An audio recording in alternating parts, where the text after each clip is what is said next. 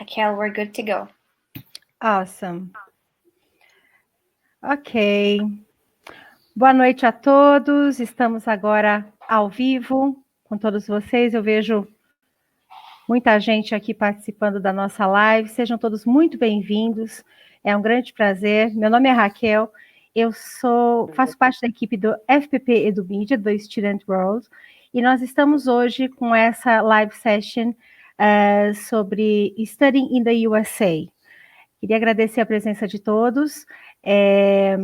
Hoje nós vamos fazer uma breve passeio, uma breve viagem pelos Estados Unidos, começando pela Orange Coast College, na costa oeste dos Estados Unidos. Vamos passear um pouco pela Califórnia e, na sequência, nós vamos subir até Michigan, até Western Michigan University, lá nos Grandes Lagos, já perto de Toronto, atravessando de oeste a leste os Estados Unidos, para falar um pouco sobre a Universidade de Western Michigan, e depois a gente vai descer para a Flórida, para falar sobre o College of Central Florida, voltando à costa oeste, mas daí com uma paisagem completamente diferente, muito mais próximo ali das montanhas e da parte mais arborizada, já quase no deserto, com a University of Redlands. Então, eu gostaria de agradecer a presença dos representantes das universidades, começando pelo Christopher Toribio. Ele representa a Orange Coast College e está aqui presente com a gente. Muito obrigada, Christopher. A Amanda Farias, ela representa a Western Michigan, está aqui conosco. Obrigada, Amanda. College of Central Florida, com a Lori. Obrigada, Lori. Can you hear us, Lori? E a University of Redlands, com Kenley Jones. Thank you guys very much for being here with us today. And it is a great pleasure to have you here. Thank you very much for sharing your knowledge. And, pessoal, essa live ela vai ser toda em inglês. Eu só estou fazendo essa primeira introdução em português, mas as apresentações serão em inglês. E nós vamos ter à disposição o chat e o Q&A. O Q&A é para as perguntas e respostas. Então, vocês podem postar as suas perguntas no Q&A, que nós vamos estar respondendo ao final da apresentação. Ok? Se alguém precisar de algum suporte com a língua, tanto eu quanto Karen, minha colega também da FPP que está aqui presente, Karen, também vamos estar auxiliando nas perguntas, ok? Então, agora a gente vai começar a apresentação. Espero que vocês tenham uma boa viagem pelos Estados Unidos. Hoje a gente vai falar um pouquinho sobre o acolhimento desses estudantes. Nós temos colleges e temos universidades. Vamos falar um pouco sobre a experiência de estudantes internacionais que estão hoje fazendo as suas graduações nos Estados Unidos, e espero que vocês fiquem conosco até o final, ok? Muito obrigada. E agora nós vamos começar com o primeiro slide com a Miss Laurie Ann from College of Central Florida. Please, Laurie.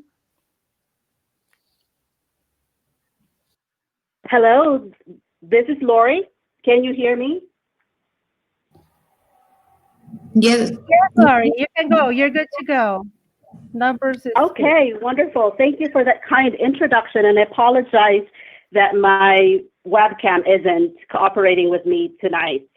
But they say that the American dream is popular among everyone because it's very rewarding. It involves hard work, sacrifice, and taking risks. My role today is to share with you some of the numbers of how many Brazilian students are taking on this challenge of fulfilling their American dream. The first slide you'll see, or I'm sharing with you, mainly contains numbers. Numbers that would speak for themselves, numbers that will hopefully help us get answers to our question today, if the American dream is still alive. This data you are seeing is pulled from the Open Doors 2019 report on international education exchange produced by the Institute of International Education. Open Doors annual report shows the mobility of international students across the globe.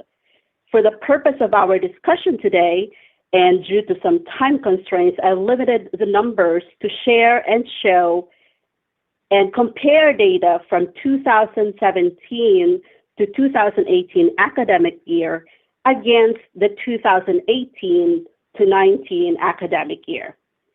So as you can see, the total number of international students in the United States as of 2017-18 is 1,094,792. In a year, it increased to 1,095,299. The last column shows the percentage increase of 0.05%. The second row you will see is really just narrowing down the population to Latin America and the Caribbean. And you will see on the farther right-hand side of the screen that there is a 1.3% increase in numbers.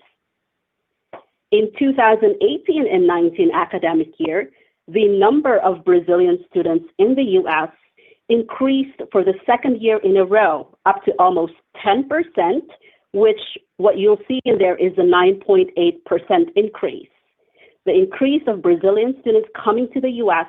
has leveled the number of students coming from South America, as shown on the third row of our matrix. Now, the fourth, the fifth, the sixth, and the seventh rows show the breakdown of Brazilian students by academic level. You will see consistent increase in numbers for those taking different programs of study, from undergraduate, graduate, non-degree seeking, and those who are actually on OPT, or the optional practical training. You will also see that the highest number of students from Brazil are taking the undergraduate programs, whether it's associate's or bachelor's degree. So with all those numbers shared, what is consistent that you see is growth. Increase in numbers of international students coming to the United States. And on the next slide, I want to show where Brazil stands globally as far as international student representation in the US. So as a whole, Brazil ranks number 9 among countries of origin among international students studying in the United States. It also ranks number 9 of those taking doctorate degree programs in doctorate granting institutions. It ranks number 11 of those taking masters in colleges and universities, number 7 in baccalaureate colleges, and number 6 in associate colleges. So if we let these numbers speak, I guess we have just found our answer to the question, the American dream, is it still alive? Yes, it is alive, it is well, and it's growing at a steady rate. So we're ready to move on to the next slide for the next presenter. Perfect, Lori. Thank you so much. Amanda, take it from here, please. Okay. Hello, everyone. I know we as Brazilian students, we might have some concerns about studying in the US. So I ranked 4 of them, which might cover all of your doubts about studying in the US. The first one is language skills. Sometimes the students avoid studying in US because language, they don't have the language to study abroad. But in US, if you don't have the language, you can also apply to study the language in US. So you can get the opportunity to have a new culture environment while you are studying and apply day by day the language. Another point is money matters, which I was looking through the chat and a lot of people was talking about it. Many institutions have scholarships. So as an international student, if you have good grades, if you're a good student, you can also apply for those scholarships that might cover most of your costs in a university. So the dream is still alive because we provide those opportunities for international students. Culture shock is a concern because it's a different culture. You might live far away of your family, but many institutions in US we have a huge environment of international students. So you are always welcome. Remember, US is welcoming international students in history. So they have a huge number of people that will welcome you in everyday and daily life at the university. And safety. Many institutions have huge number of employees that will help you through the safety, and also will the cities are much safer than in down here in Brazil. So you might feel safer and will have many people looking after you and everything you do at the university. Are we ready to move? All right, so the next slide is why study in the United States. So, despite all the challenges that we're having in the US right now, why would you consider studying in the United States? The United States is still the number one destination for international students to study. With 4,000 universities and colleges, we have a lot of universities to choose from. So, one of the main reasons why students would want to study in the US is the quality of the institutions. We have a lot of great universities and colleges in the US, anywhere from 2-year community colleges to 4-year community colleges. And for a long time, the US has been the leader in higher education throughout the world. And there's many international students that still come to the US because, one, you can pursue a broad range of programs. So basically in the US, you can study absolutely anything. Now, it's also very easy for you to change your program. So academic flexibility is a big reason why students come to the US. So for example, if you study in Brazil, you have to take your exam for a particular program, and it's really difficult for you to change your program. In the United States, it's very easy to change a program if you're not sure or if you're no longer interested in the first program that you selected. Another reason why students come to the US is to improve their English skills. So many universities and colleges offer intensive English language programs to get you up to the speed that you need to be successful in a college environment. The US, honestly, like Brazil, is very multicultural. We have students from all over the world. Americans represent a wide range of ethnicities, backgrounds, and religions. So one of the best parts of the US is the fact that it's very, very diverse. And through diversity, you learn many different points of view, many different ways of living. And it's just a really great way for you to actually learn about other cultures without actually leaving the United States as well. The U.S. has, for a very long time, has had international students in our country studying in the United States, all the way back to like the 1920s and 30s. So we have tremendous support for international students. It's safe to say that all 4 of our universities and colleges are committed to support international students as a priority, and ensuring that we have all the support that you need to be successful, whether it's free tutoring, counseling, mental health, academic counseling, even student activities and things like that. So a lot of different supports for international students. And a big part of what we try to do too is having you integrate to our college environment and also the American lifestyle. And which actually leads to the final point, the US student lifestyle. The US student lifestyle is very diverse again, and it's because we come from a multicultural environment. So what I really urge you to do is that when you're doing research in universities, check out what the college life is. A great way to do that is actually through social media. So if you go on an university and college's Instagram page or Facebook page or YouTube channel, there's a lot of content out there for you to understand and get a feel of what the lifestyle is as a student studying in the United States. Okay, I think I'm going to move on to the next slide. Oh, that's actually me. So now we're just going to take a break from the normal presentations and actually introduce to you about our school. So again, my name is Christopher Toribio. I'm from Orange Coast College in California.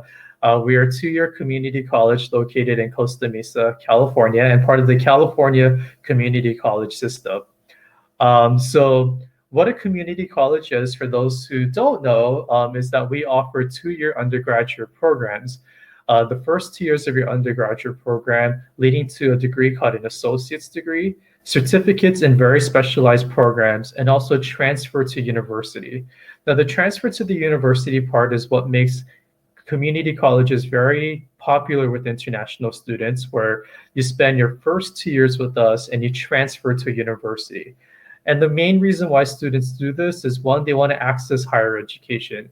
And how we help students access higher education is through low-cost tuition and the fact that you don't have to take a lot of exams for you to enroll.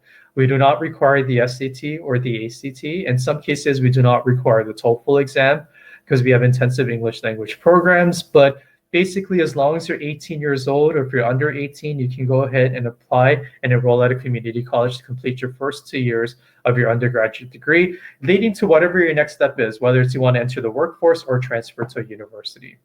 Now, Orange Coast College is one of the younger community colleges in California. We were established in 1947, but we're actually one of the largest community colleges in general. So we have 24,000 students, 1,400 international students. In fact, we're the 8th largest host community college in the United States for international students.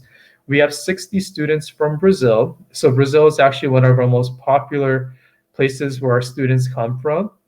And also in terms of actual size. So we have 80 buildings at OCC, and it looks like Igor Mariano is interested in astronomy and physics.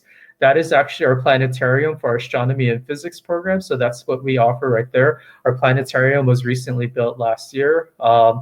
And we also have on-campus housing. So we're the only community college in Southern California with on-campus student housing for our students. Okay. Now, let me just kind of talk about the area in Orange County, in California, that we live in. So I live in a place called Orange County. So the reason why we're called Orange Coast is because we're located in Orange County, which is between Los Angeles and San Diego. And the reason that we have coast is because we're right by the coastline. So that's why it's called Orange Coast.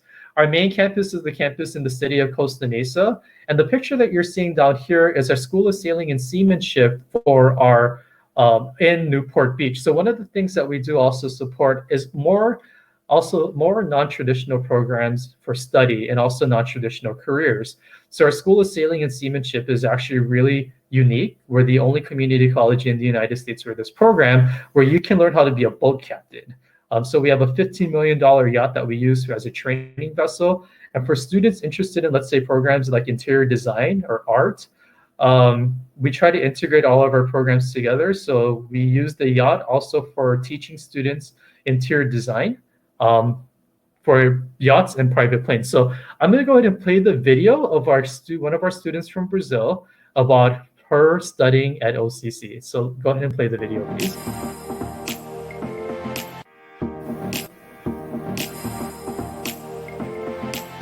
Hi, my name is Valentina, and I'm from Brazil. I am an international student here at OCC. I graduated from high school in Brazil, and then I wanted to study film, but in Brazil it's not like something big, so I decided to come to California.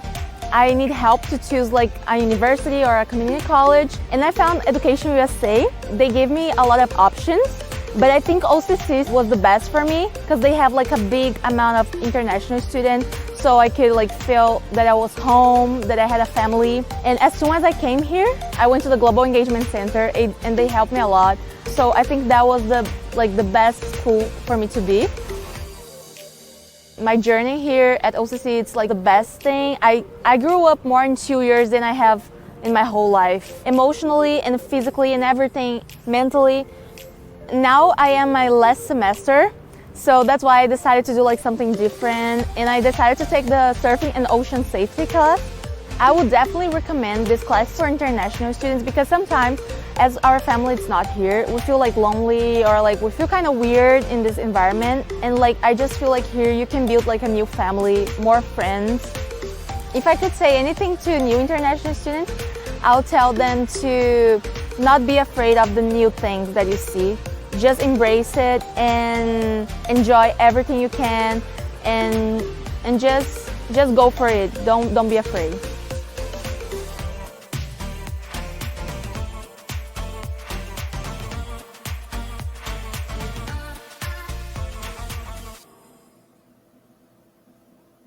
All right. So again, that's Valentina.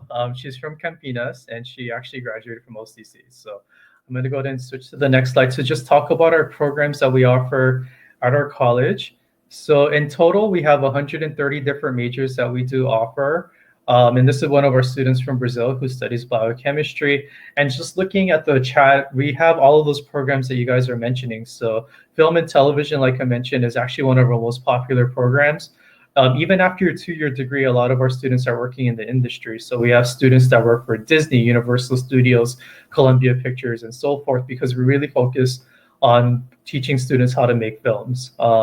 Interior design, like I mentioned, architecture, very popular programs. Our marine science program is actually really popular. We have the largest 2-year marine science program in the United States, and also the only student-led research aquarium in the state of California.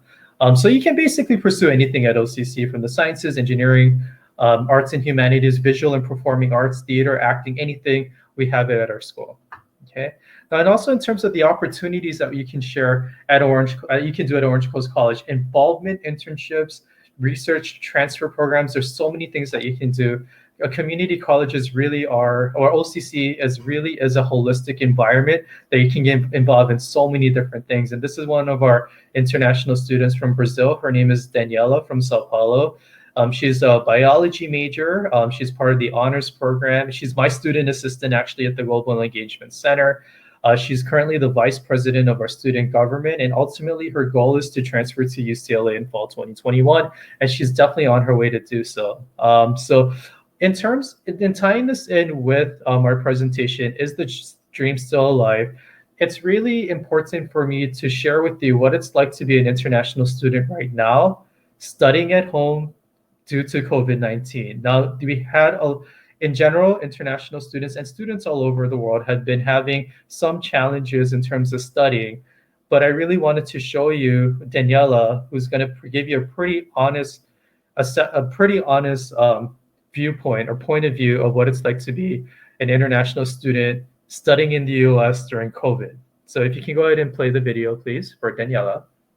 Hi everyone, my name is Daniela. I am an international student from São Paulo, Brazil, and I wanted to come on here to talk a little bit about my experience studying California with COVID-19 going on. It was especially difficult for me since I'm a STEM major and a lot of my courses include lab work, so we couldn't have the hands-on experience that we should have had. But our professors were really supportive. They recorded all the experiments for us. They understood that it was hard to learn online, so that they were less harsh on grading, and they were there to answer any questions that we had. I was also working on campus, and I can't work anymore, but I know that my boss is doing everything he can to get us back on payroll. And being an international student means that everything is just more expensive for us. But OCC came up with this program called OCC Cares, and they offer financial resources if you need anything. So if you needed to borrow a laptop, for example, or if you needed a little bit of help with rent or groceries, the program helped a lot of students that way. I was also active in student government, and we oversee 60 clubs on campus, and we would hold events so they can recruit and fundraise for the club. And obviously we couldn't do that anymore, but we still met weekly through Zoom so that we could talk about ideas or ways that we could support clubs even though we're not on campus anymore. And honestly, our advisor was there for us the entire time, guiding us about things that we could do, things that we could not do. So how it's been going, I wish you guys are doing well, staying safe, and your families are doing well as well. Thank you. I'm back on. Okay. So if any of you are interested in talking to Daniela, just follow us on Instagram. I'm going to put it right here, and you can chat with her at any time.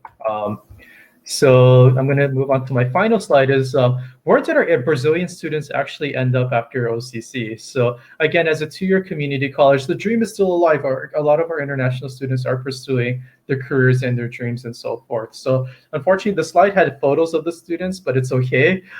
So one of our students right here transferred to the University of Wisconsin River Falls, earned her bachelor's degree in international relations. Our student Enzo is a film and screenwriter. He got his bachelor's degree from the New School in New York City, and now he's working as a freelance filmmaker in New York as well. Natan, he went to Florida International University, which I know is a very popular school for Brazilian students. He'll be graduating this fall with his degree in business. We have two of our Brazilian students right here who earned a full tuition scholarship, NCAA Division I scholarship actually, to compete in water polo at Cal State Long Beach and Pepperdine University. And success is not necessarily, again, just transferring to a university. You can also do OPT, the optional practical training, allowing you to work after you complete your associate's degree. And our student, Gio from Salvador, he earned his associate's degree in film and television, and he's working as an editor and colorist for a digital production studio in California. So yeah, that's basically a quick introduction of OCC. I look forward to any questions that you have later on the presentation. Let's go ahead and move on. Muito obrigado. Thank you, Christopher. Thank you very much. Yeah. Now let's move to Western Michigan. Amanda? Okay. Hello again, guys. Welcome to Western Michigan University. And we are a huge institution. We have around 1,800 international students. We have more than 100 different nationalities between the students and faculty members. So we are truly an international environment where everybody is welcome, and more than 200 different programs for undergraduate and graduate programs. So, our student success, which is really important. So after your graduation, 92% of our students after 3 months are working or either doing their grad programs in a grad program in Western Michigan or in a different institution. And we have 6 graduate programs ranked in top 100 in nation in US, which is amazing. We have great STEAM programs, math programs, and aviation. It's one of the most affordable states to live, so you're not going to be in a place where it's very expensive to be. We are settled in Kalamazoo, which is a small town, but we are really close to Chicago and also to Detroit. We are 2.5 hours far train ride from those cities. So it's a good environment for you to study because it's a quiet place with everything that you want to have as an experience as an international student. But you can also experience huge cities pretty close during breaks and weekends. We have so we accept for international students mainly TOEFL and IELTS. So this is a range for regular admission.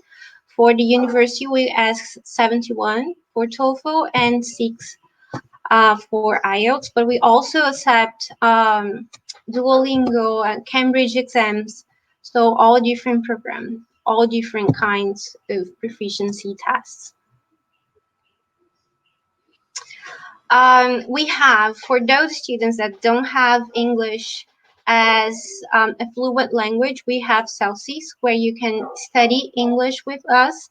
And at the end of the course, you don't need to take TOEFL or IELTS to get into the university. You get a straight way to the university, because our institution will give you a certificate that will tell that you have a good language skills to go straight to the university. Yes, we also accept TOEIC.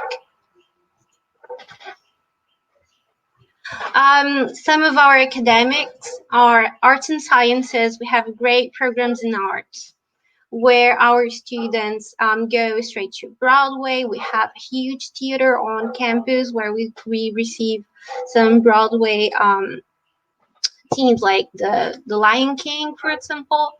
We have a good program of aviation, education, and human development, engineering and applied sciences, fine arts, business school, and also health and human services. So for all of our colleges, we have great partners, such as Delta, we have Microsoft, we have NASA for aerospatial engineering, and yeah, it's huge and amazing. We have small classes too, so it's 17 students per teacher. So the teacher will know you by name and will also keep following you through the exercises and the classes to make sure you will succeed.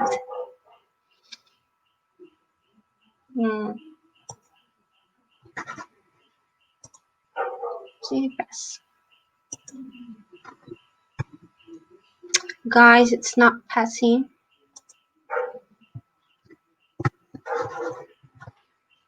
Okay, so we also have good immigration services that will help you through everything.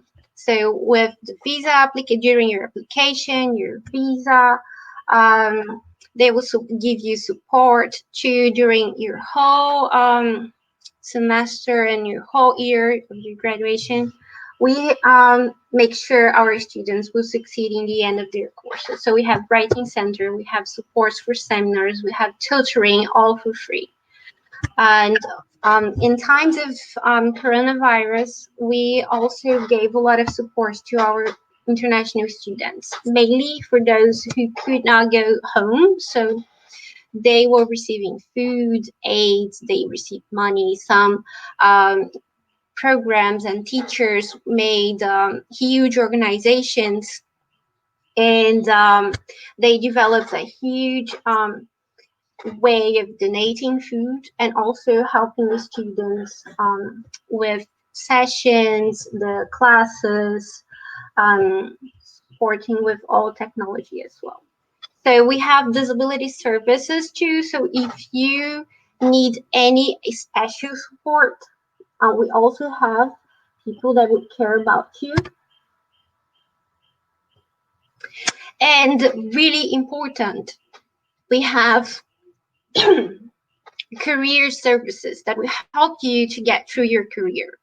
So for a student that it's needy, that wonders to apply for an internship, you will have your support. So you can get a career advice, you can explore the options, you meet the employers at the university, you can get everything in there. You look for the job, the institution, the employers will go after you at the university. So everything will be there. Those are the estimated costs of our institution. So including all living expenses, it might be around $30,000, including all the living expenses. But we also have the scholarships, which are merit-based. According to your grades from high school, we will go. It might go through $5,000 and $15,000 for all 4 years of your graduation. So it is for all students that apply to study. And to apply, it's very easy. You go through our website and you put all of your information. You might have to upload your transcripts from your high school and get through everything, and then you will know your scholarship. Western Michigan is very proud to say that we welcome everybody. So it is a program that it has been through some years. So we have support for every different kind of people. We are a diverse and inclusive community. So all students are welcome on our campus, and we make all efforts to make especially international students and students in need welcome in the campus. So if you have any questions, you can reach me through WhatsApp or email or anything, or in the Q&A in the end. Thank you, guys. Thank you so much, and it's very nice to be back. This time, of course, I'm presenting to you the College of Central Florida. And from this slide on, when I say CF, I'm referring to the College of Central Florida, or short for Central Florida. So what you see on your screen right now is a picture of our main campus, which is located in Ocala. Ocala is centrally located in the state of Florida. That it will take you about the same driving distance, 1.5 hours, going to Disney World as you would go to Daytona Beach. One of the reasons our students enjoy being in Ocala is their appreciation for suburban community living, which offers them a good balance of urban and rural life. Now, I love sharing pictures, so I think pictures really speak for themselves. The next slides I'm going to show you then are pictures of our actual international students so that you will get to know who they are, where they are from, why they chose CF, and the kind of students that we are looking for. We want to attract students who will not only be successful, but also enjoy the experience of being in Florida. So this picture here that you see was taken last fall of 2019 in one of our international club meetings. We have students coming from 40 different countries around the world. The highest number of students come from Japan, followed by Vietnam, and Brazil ranks number 3. We have a total student population of 11,000, so we are a mid-sized college. Next slide is a picture of the College Square apartment. Most of our international students live at the College Square, which is our campus housing exclusive to students only. Now, our international students get priority registration. So the rates are very reasonable. As you can see in there, it's $445 to $495 per month. We are one of the 2 colleges in the state of Florida that offers campus housing. It's very convenient. Our students literally cross the street, walk across the street to get to school. Others just ride bicycles to get around campus. The next slide is a picture of international students with the different flags. Our students enjoy a variety of student activities both on and off campus. On campus, we have various clubs and organizations you can choose to get involved in. And shown in the picture is the activity led by our International Students Club last year, because every year we host an international parade of flags and international food festival, wherein our international students are able to bring food, share their culture, showcase their traditions to all other students. And since we do not have a study abroad program that allows our American students to actually go abroad and experience being with other international students or experience other countries, we value the presence of our international students so that they can have that experience being immersed with those from different cultures around the world. The next slide that you will see is actually about sports. We actually have varsity baseball and softball teams that really make it to state competitions, and so many other activities on campus. Beside that picture is a picture of our graduates, wherein we take pride of our high completion rates. We are very proud that our students, especially international students, come and really make it till the end and complete their program of study. Next slide actually shows one of our successful students from Brazil. Her name is Giovanna de Castro Pedro, and unfortunately she cannot join and send a video, but she is sending her message to you as those who may be pursuing studying in the United States by sharing her words To quote, College of Central Florida was a great way to be introduced to the United States. They have a great team that helped me find my right path, and she considers now Ocala as her second home. So Giovanna actually graduated spring of 2019, so that was May 2019. She took OPT, worked for a year, and we actually just transferred her CVIS record because she just got admitted for her bachelor's degree program at the University of Florida come fall or August of 2020. So she is well on her way on her 2+2 plan. The next slides show you the different programs that we offer, the associate and bachelor's degree. As a college, we offer both the 2-year degree programs and a 4-year degree programs. And in the next slide, you will see the different options as we go to specifics. Associate in Science, this is really ideal for those who are pursuing a 2-year degree program, those that wanted to have the skills to take more technical skills and be ready in the workforce after their 2 year of study. So I have highlighted in there the most popular programs that our international students take: accounting technology, computer information technology, digital media, engineering technology, and supply chain management. But of course, you will see the rest of it in your screen. The next slide, Associate in Arts, is what we call the 2+2 program, wherein this is really ideal for those who wanted to pursue a 4-year degree. So 2 years in a college and 2 years at the university. So in the next slide, you will actually see how that 2+2 works, okay? So our graduates, after they get their Associate in Arts or AA diploma, they actually either work for a year first, just like what Giovanna did, and then proceed to bachelor's. Others go straight to continue at our college if we have the course, the 4-year degree that they're looking for, and some others move on to their university of choice.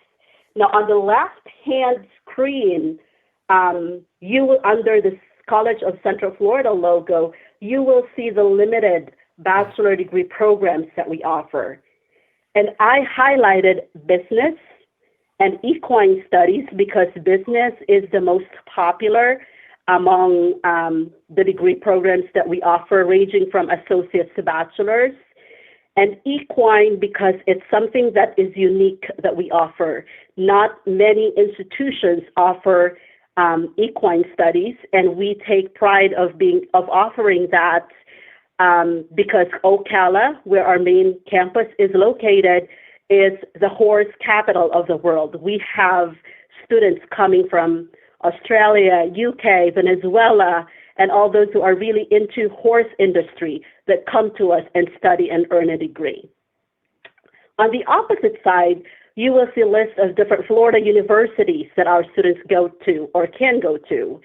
On the top are 3 logos that you see, and those are logos of our partner institutions. So Ignite is with Florida A&M University, that is in Tallahassee. Fuse to University of South Florida, which the main campus is in Tampa, and Direct Connect to UCF in Orlando. These 3 universities guarantee transfer admission to our 2-year degree program completers, those who finish the 2-year degree. Now, I have highlighted 3 universities there that you can see, and those are the top 3 transfer universities among our graduates. So most of our students that pursue 4-year degree program end up transferring to the University of Florida in Gainesville, University of Central Florida in Orlando, or University of South Florida in their main campus or other campuses. Okay, so let's move on to the next slide. Value and recognition is what we are proud of at the College of Central Florida. Aside from being recognized as among the best community colleges around in the United States. We have been recently ranked by U.S. Department of Education among the top 1% of the most affordable in the entire United States. So you may notice tuition rates are maybe lower than what we offer, but this ranking is based on tuition, housing, and cost of living that we achieved that top 1% recognition. So with that said, we do not offer scholarships before admission. However, we do provide scholarships like in-house after you are admitted, and we are also part of the Florida-Brazil linkage program that for those who get this when they're already in the U.S. and they're already studying in a college or university in Florida, they can certainly apply and be able to pay the in-state tuition rate, and that's a lot of savings. So on that red box, you will see the tuition rate is $10,517 US. That's 12 credits for one academic year, so 2 semesters equivalent of study. And the I-20 or the financial declaration amount is $20,663. So you may want to ask the question, you know, we have a path to go straight to a university or a college. Why should we choose to start at a college first? One is in front of you, saving. But other than that, the answer to your question is why not? By starting at a college and finishing at a university, you give yourself that opportunity to experience the best of both worlds. You don't really have to choose. So with that said, I would like to give you some insight into our admission process. The next slide shows you our TOEFL and IELTS acceptance or passing score requirements, which is TOEFL 61 and IELTS 5.5. So although we have that, we accept those passing scores, we actually welcome all international students because English proficiency is not required for admission at the College of Central Florida. We welcome you at all students at all English fluency levels. You don't have to be fluent in English to attend CF. We do not require SAT.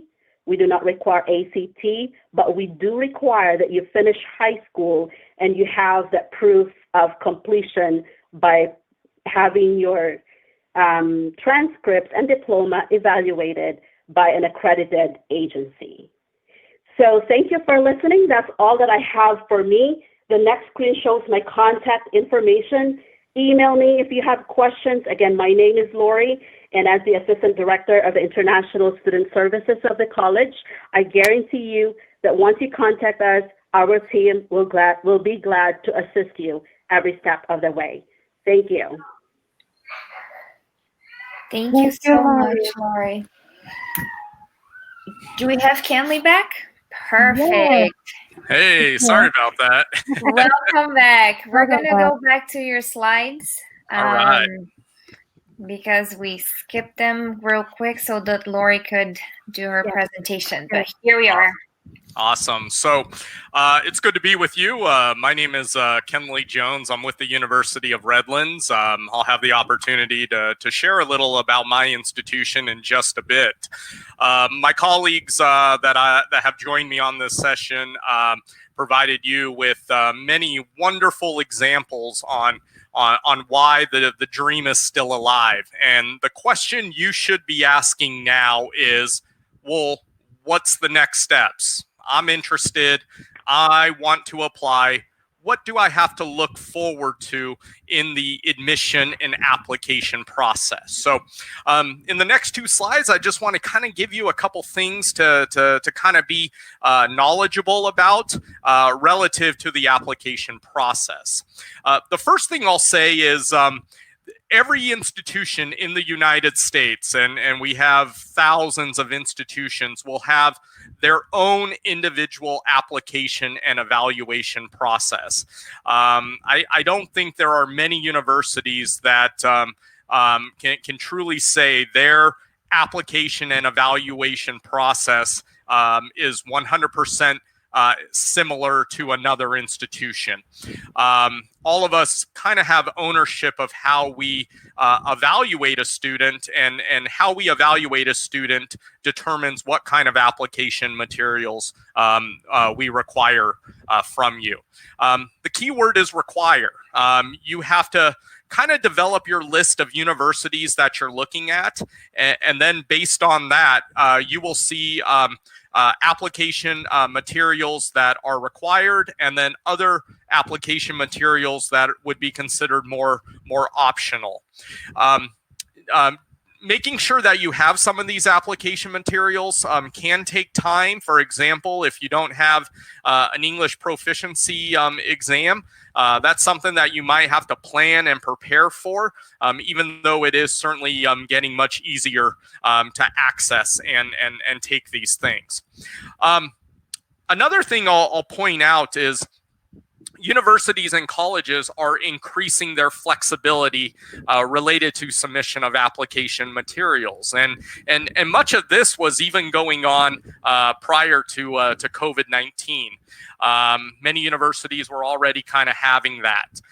So what I recommend to you is to make a list of the universities that you're considering, and then find out what application materials are required, and then reach out to the universities to learn how they are accepting these application materials. For example, transcripts from your respective schools can now be emailed and can be like a copy, for example. There's also a lot of flexibility with English proficiency requirements as well. Universities are adopting more and more ways to meet English proficiency. They're incorporating more and more examinations for you to prove your English proficiency. There used to be a time when it was really just the TOEFL and the IELTS, but now there are multiple tests. And even your curriculum at your respective school, in some cases, may count towards English proficiency. So make sure you ask that question at the respective schools that you are considering. Okay, so if we move to the next slide, just a few more.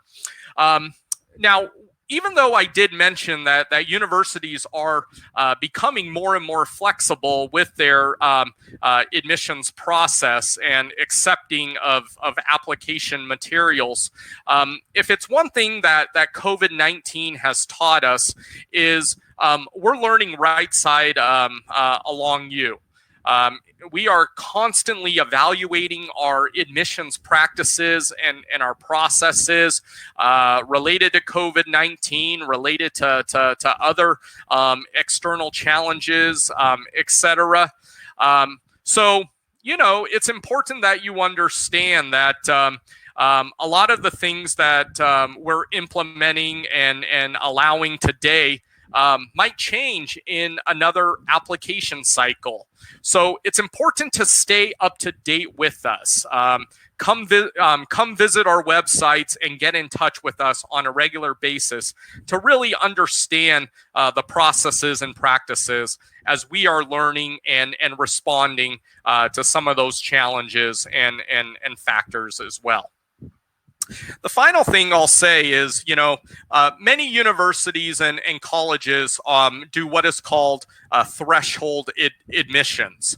And basically what threshold admissions is, it's basically they say if you have this type of score, if you have this kind of grade point average, which is a term we use in the United States, and you meet this English proficiency, you're admitted, no problem. Other universities, like Redlands, for example, does what we call a holistic review, where they don't necessarily say you must have this to be admitted, but really want to look at other considerations like leadership and your grade trends and essays, your quality of writing, etc. And that's when a university will do what is called more of a holistic review on you.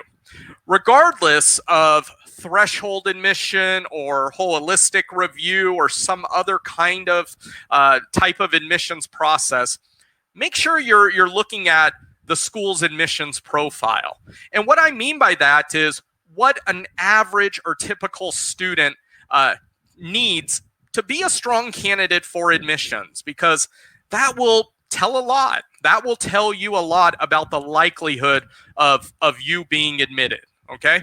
It's not going to tell everything, but you can learn a lot just from understanding the average admissions profile, because then you can start to kind of gauge your ability to be admitted and to also gauge how you might stack up in the evaluation process. So we go on to the next slide. Usually after you've been admitted to a university, the next question is always about, how do I finance my education? And it's important to know that universities will do their absolute best to make your education as affordable as possible. But I will be honest, maybe compared to Brazil and other countries, the U.S. might be seen as a little more expensive. And that's why you have to kind of look at the very last point I brought up of cost versus value, okay? It's important to obviously look at the cost, but it's also important to look at, how you define the value of a university. And, by looking at those very differently, because they are different considerations, your value might be very different from what the cost is of the institution. Universities will do their best to provide what are called merit-based scholarships. So certainly that is kind of based on your academic performance. And then many universities also offer what are called need-based scholarships as well. And that's typically based off of your family's financial situation. So it's very important to kind of understand that some universities offer merit, some offer need, and some universities might do a combination of both. You have to understand that universities have what is called a sticker price versus an actual price, okay? And let me give you an example, and I hope that hope you don't go running for the hills after you hear about Redlands. But at the University of Redlands, our sticker price is about $70,000. I'll be honest with you, and that's pretty consistent with a lot of private universities in the United States. Typically, private schools tend to have a higher sticker price, and public universities tend to have a lower sticker price. But the reality is, private universities like Redlands can oftentimes award more in scholarships. We have students at Redlands who are paying very little. In fact, in 1 or 2 cases every year, $0. And then we have other students who are paying $50,000, $40,000, $59,000, $36,000. The only way you're going to truly know is by applying to the universities. So I say apply to the universities that you're interested in, but you also must kind of have an idea of your budget and what universities can typically offer. And then after you've been admitted, then you can factor in what your actual price is based on merit and need-based scholarships that you've been offered. There's no exact science to it. Some students make out really well at private universities. Some make out really well at public universities. And certainly community colleges are quite affordable as well. So make sure you ask some of those questions when you are thinking about financing your education. So with that, I'd like to just continue on and talk specifically about the University of Redlands. This is our main building at the University of Redlands. It's our administration building. And the University of Redlands was founded. So the University of Redlands is a small private liberal arts and sciences university of 2,400 students located in Southern California.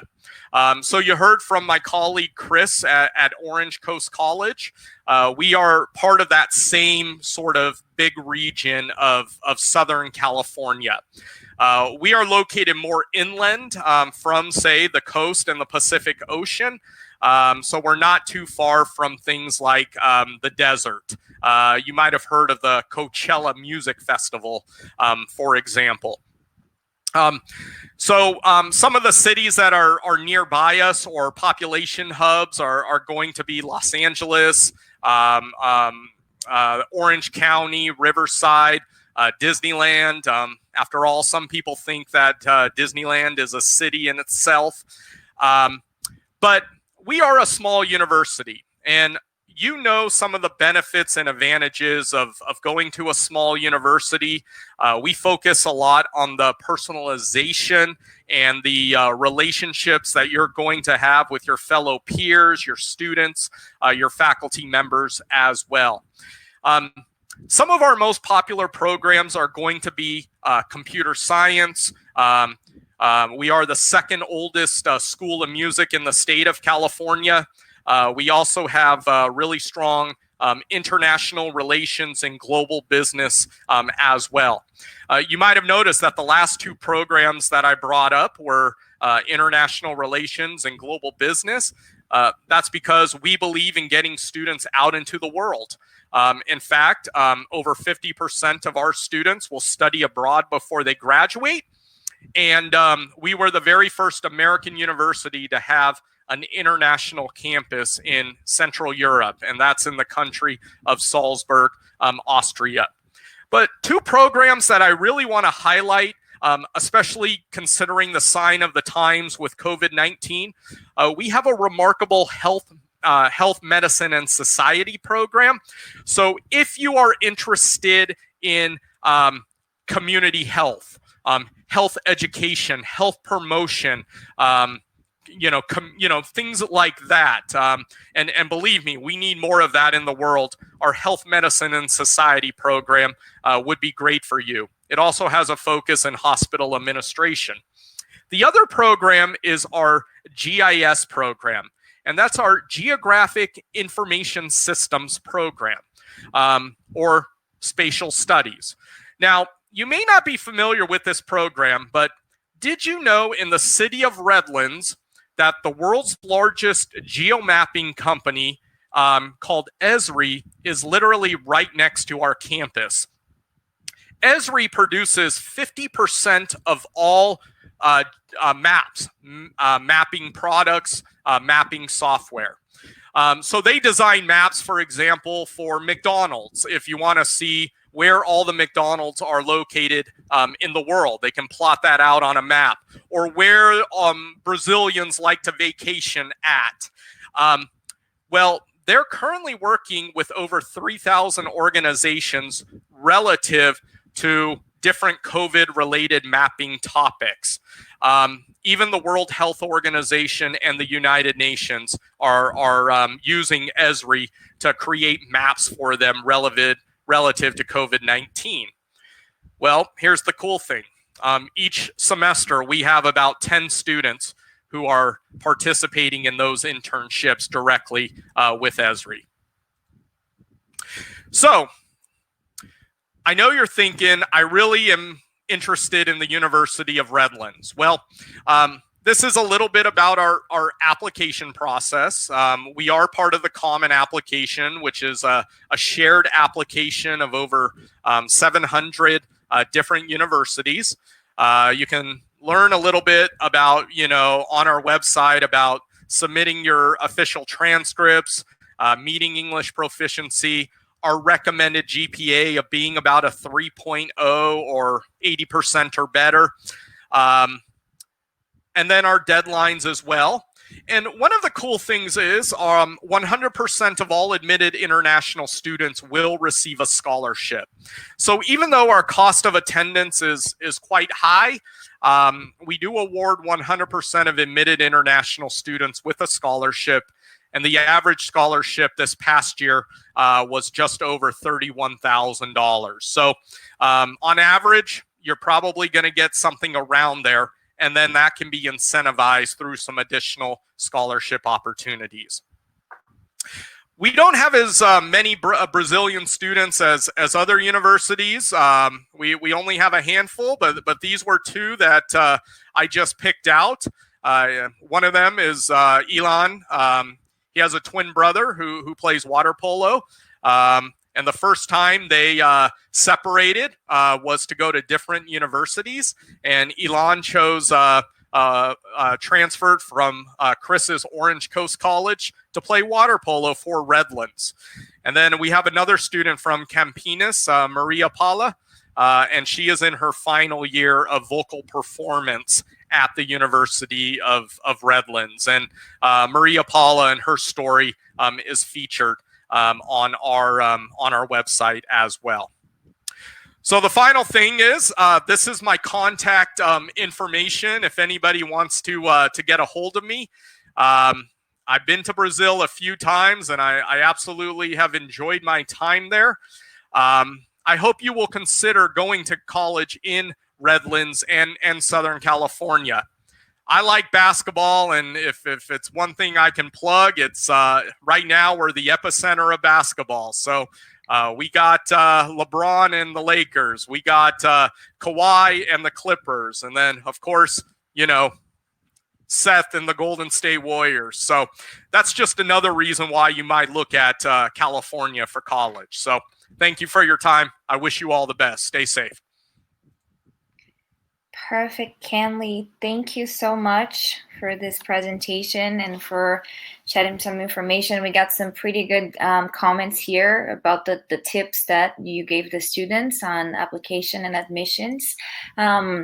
Guys, I want to thank you once again for being here with us tonight. We are going to move forward now with the Q&A session of this presentation. And we have a lot of questions. So because of time constraints, some of them might not be answered tonight.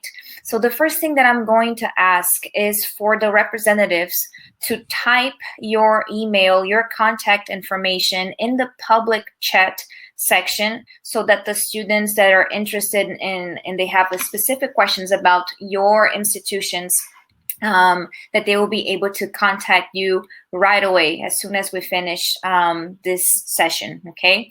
Thank you, Kenley, with the first one. So I'm going to ask all of you to turn on, the presenters to turn on their microphones and also their cameras so that we can start with the Q&A, okay? So the first question that I would like you guys to address, and it's one that we get asked very often,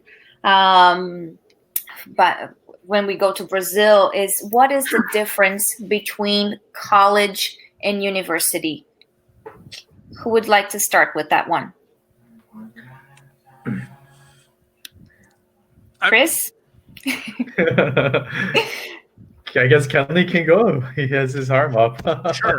Oh, I didn't see it. I'm sorry, but go ahead, Kenley. Yeah. So what is the difference between college and university? That's a really tough one because it's not a clear cut answer, and I will provide you with a really good example of that. But I think historically, a college could be perceived as an institution that was focused more on the undergraduate student experience. So schools that are educating students based on bachelor's degrees or associate's degrees. Colleges also, historically kind of had a reputation of being, more residential. So the idea being that you are living and studying in essentially the same environment. And then the word, university was more about, universities that might have been a larger in nature, focused on a array of academic programs and degrees from bachelor's to master's to doctorates, maybe a heavy focus on research as well.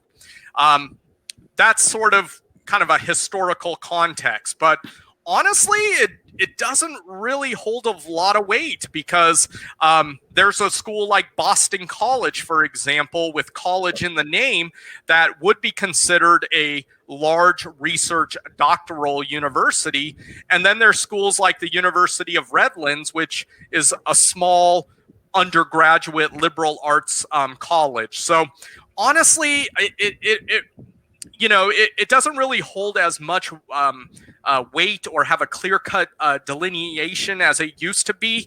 I think you should focus less on those words and just kind of focus on more, the components of what the institution has to offer. Because you're going to find large colleges and small universities, for example. Absolutely fantastic. Does anybody have anything else to add? No? We're good? Okay. So I'm going to move on to the next question. That would be, they're asking, when can they start at your institutions? Would they be able to apply for spring semester, just fall, summer programs? So the application process and the admission for your institutions, if you guys could explain a little bit about that. Sure. So for Orange Coast College, we have 3 different application intakes. The fall semester, which is the most popular. We also have the spring semester, which is convenient for a lot of students in Brazil, knowing that you graduate in November and December. And there's the summer semester, which is the least common, and it's actually the shortest semester. So it's really up to you when you want to apply. With community colleges, we're very flexible. We allow you to start whenever you're ready.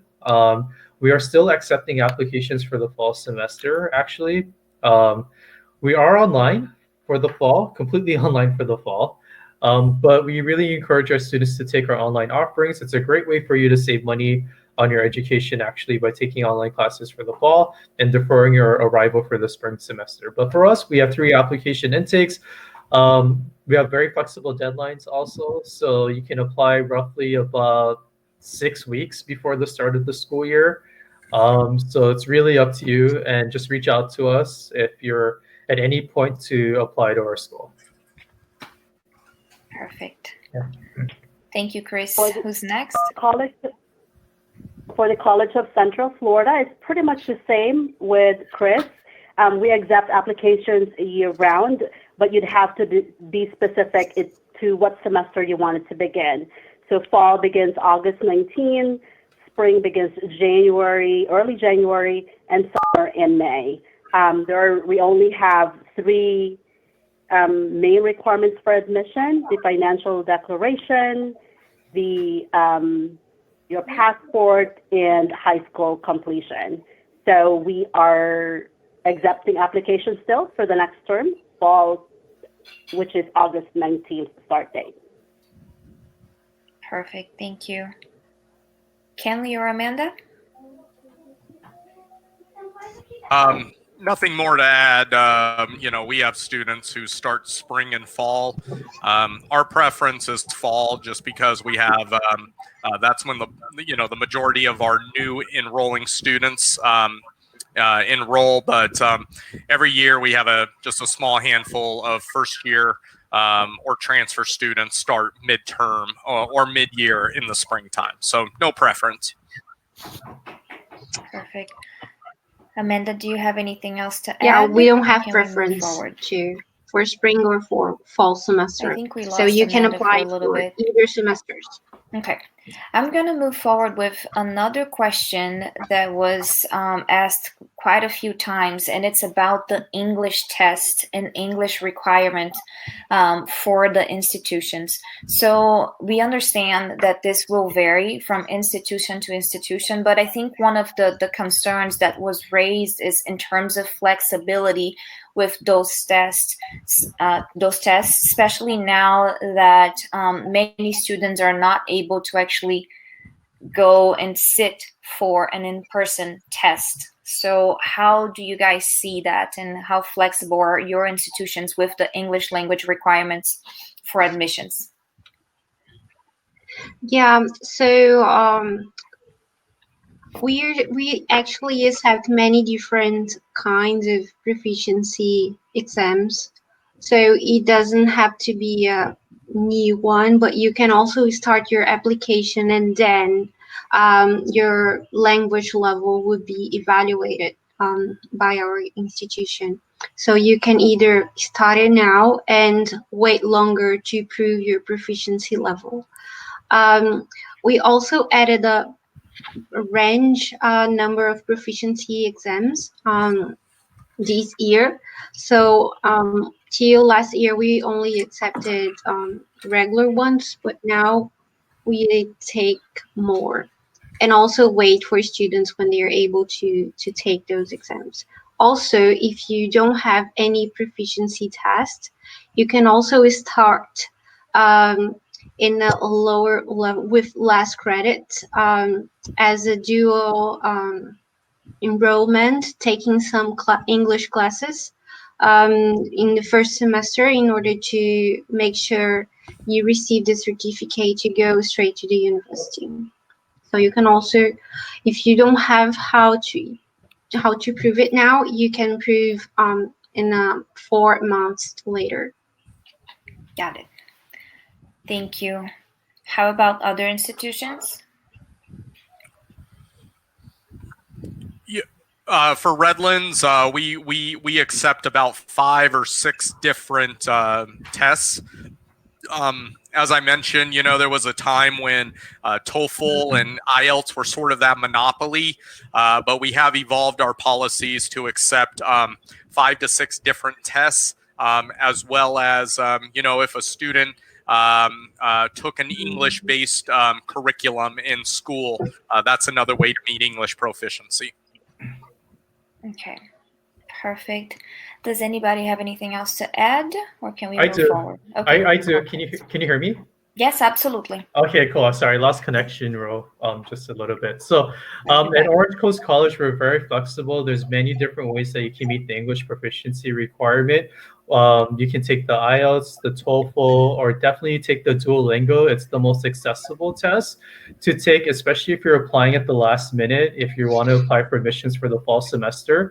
For the Duolingo English test, I do have a free coupon code. So for anybody who's interested in wanting to take the test for free, you can go ahead and just follow me on Instagram at OCC Internationals or shoot me an email. It's in the chat. Cool.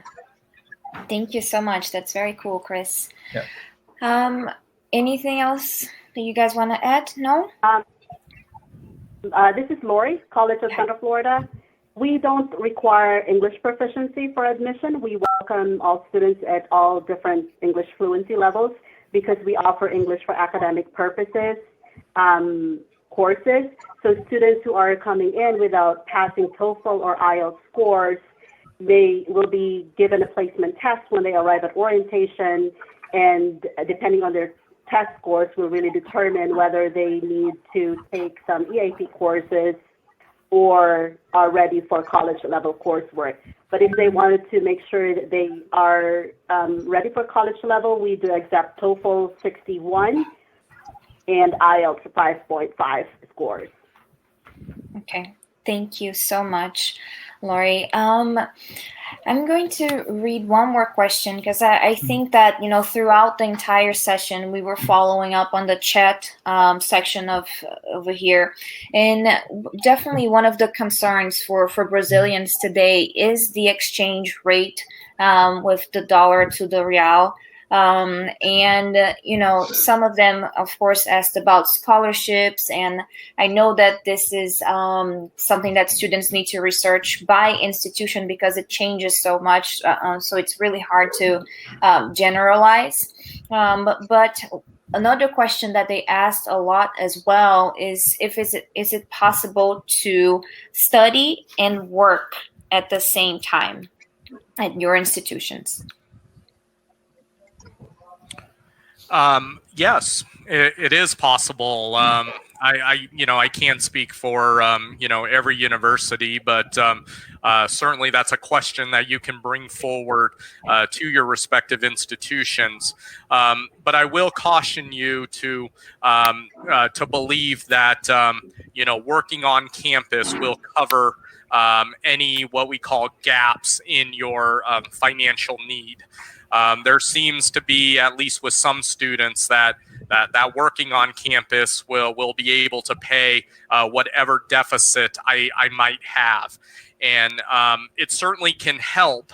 But if you have potentially extreme financial need, the working on campus will only go so far, and that's because most universities have federal or institutional policies that cap the number of hours that you are allowed to work on campus. Most universities will have somewhere between 10 to 20 hours a week because they don't want that to interfere with your primary mission of going to college and getting your education. So I look at working on campus as giving you some experience. It can help you pay for your expenses, weekend spending money, but you're going to have research under your belt to really understand not only what your family's ability to pay is, but what truly the university and college can do for you financially. Perfect. Do you guys want to add? Yeah, yeah. Of course. Can I add something real quick? So yeah, I do echo what Kenley says in terms of on-campus student employment. It's really about workforce development. So for a lot of our students, it's their first job ever. So it's a really great way for you to get experience and what it's like to work eventually after you get a real job. You can do OPT after your associate's degree at a community college. So that's a great way for you to do 1 year of work. And transfer to university and do OPT again. In terms of managing your finances, one of my student assistants, Nan, has a really good video about that, on how he managed his expenses by working on campus. So I'm going to drop the link right here. If you're interested in watching the video, he actually details exactly how he budgeted his money based on the money that he got paid as a student assistant. So it's actually a really great video. And he was able to actually pay for his rent and other important expenses with the job that he had on campus. So check out the video right here. And if you want to subscribe to his YouTube channel, his name is Nan Javia. Okay. Great. Thank you so much, Chris. Lori, do you have anything to add? Or Amanda? No? Okay. So no. Amanda, did you say yes or no? Sorry. No, No, I don't have anything perfect. to add. It is possible to work on campus, but yeah. Okay. Okay, you guys. So we had many questions that were very specific to each institution. So if Redlands offers scholarships, or if OCC offers double majors. So what we are going to do is, for everybody that registered for this session today, all of your questions, they have been recorded, and we will share those questions with the representatives that are here today, with the presenters, and they will be able to address your questions one by one individually. So you will receive an answer to your question, okay? But I think that one thing that I really wanted to do before we let you guys go is talk about the theme of the session. So The main topic is studying in the USA. Is the dream still alive? And I think that everybody that is here on this session is, of course, a great advocate for students coming to the US. And we feel that you would have many resources here. You would have a lot of people to back you up on your decision and to help you throughout the process and everything. But I wanted to kind of pick the representative's brain a little bit and ask them, what would be your, like, how can I say this? What would be your first advice to students that are looking into coming to the US to pursue their undergraduate degrees? What would you tell a student today? I know I kind of put you guys on the spot there. That's a good question. So I'm gonna go ahead and just give one word of advice, because for Brazilian students, you guys need to plan. I'm Yes. gonna even say this in Portuguese. Vocês precisam de planejamento para poder estudar nos Estados Unidos. Things do not happen magically nor overnight. You need to focus, and you definitely need to plan. Yeah, I would echo that, and I think another thing is to make sure that you understand the financial ramifications, not just for year one, but really all 4 years of a standard undergraduate education. I've met a lot of international students, even at Redlands, who are only focused on the first year, and their mentality or attitude is, I can worry about that later, or it will figure itself out. And sometimes it does, and sometimes it doesn't. So I would say, you really need to have some realistic talks with mom and dad and your family over the course of 4 years to project out and plan out. Yeah, I would say do research the university, research the city and the state where you will study, and also, if possible, talk with students from that university, Brazilian students in this case, because they have planned before, and they are also passing through situations during their time at the university. So talking with the institution, with the university, getting to know it, and also do your research, Google it, and be in touch with some students. It will help you to understand better from an inside look. What is it like to be in that university? And also, once you plan to study aerospace engineering, med school, or anything, you have to look after your options after your graduation, because it is a dream, but we also need to know the facts when we make that dream true. So we need to look through the process and also after your success rate after your graduation. Perfect. Thank you, Amanda. Lori, your words of wisdom for international students. Yes, I would say if you have that American dream in you, go for it. Be one of those that are taking on that challenge of fulfilling their American dream. And we are just here to assist them. If you have questions, contact us, and we'd be all happy to glad to answer their questions. Thank you. Thank you so much. Guys, Wait. Yeah? I didn't give my advice yet. Oh, I'm so sorry. I thought you did. I'm so sorry, Chris. Go ahead. I think regardless of what's going on in the world right now, just always remember that U.S. education is incredibly accessible. So there's so many different options out there. There's 4,000 universities and colleges, and there's many different ways of you to access U.S. higher education. So the dream is definitely still alive. a big part of it is actually community colleges. So if you are at any point in your life after you graduate from high school and you want to pursue higher education, you're always welcome to do so in the United States, regardless what your age is. If you're taking the vestibular and the NA over and over and over and over and over again, you might want to take a step back and like say, hey, maybe I might want to go to community college and transfer instead. But regardless of the situation, COVID-19 and other challenges right now, US education will continue to be accessible to any student who wants to pursue higher education. Absolutely. Yeah, so thank you so much, Chris, for your advice. Thank you to our 4 representatives here tonight.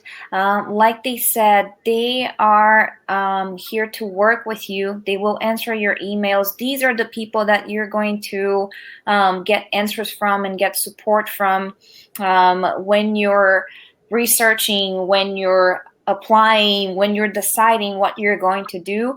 And definitely, if you're admitted and if you decide to go to their universities and to their colleges, okay? So I want to thank everybody for being here tonight. I want to call Raquel back so that she can say a few final words of encouragement for us in Portuguese as well. Just remember, you will receive the recording for this session, and you will also be contacted if you had specific questions. Okay? Raquel, do you want to close the session for us, please? Sure. Thank you, Karen. Thank you very much, everyone. Pessoal, muito obrigada pela audiência virtual de vocês todos aqui nessa nossa live session que encerra o nosso semestre no Brasil. Como vocês puderam ver, são universidades e colleges, e agora vocês sabem a diferença de universidades e colleges, muito bem localizados, muito bem situados e preparados para receber estudantes internacionais. Então, realmente, essas pessoas que estão aqui conosco essa noite, a quem eu agradeço muito a presença, thank you, the reps, I'm saying thank you to the reps. And eu agradeço muito a presença dos representantes aqui presentes, porque essas são as pessoas com as quais vocês vão manter o contato no caso de decidirem, então, continuar a sua graduação em uma dessas universidades. O sonho continua vivo, como eles disseram. Basta persistência, é lógico, planejamento, é lógico, estudar e se preparar e principalmente projetar, gente. O sonho não morreu, apesar de toda a situação em que nós estamos no momento. Persigam os seus sonhos, porque yes, you guys, you can, ok? Yes. Muito obrigada a todos. Então, uma boa noite. Thank you, guys. Boa noite. Bye, thank you. Boa noite. Bye. Boa noite. Bye, everyone. Bye. Thanks, Karen. Bye, Raquel. Bye. Bye, panel. Thank you so much. Tchau, tchau, meninas. Obrigada. Obrigada. Tchau.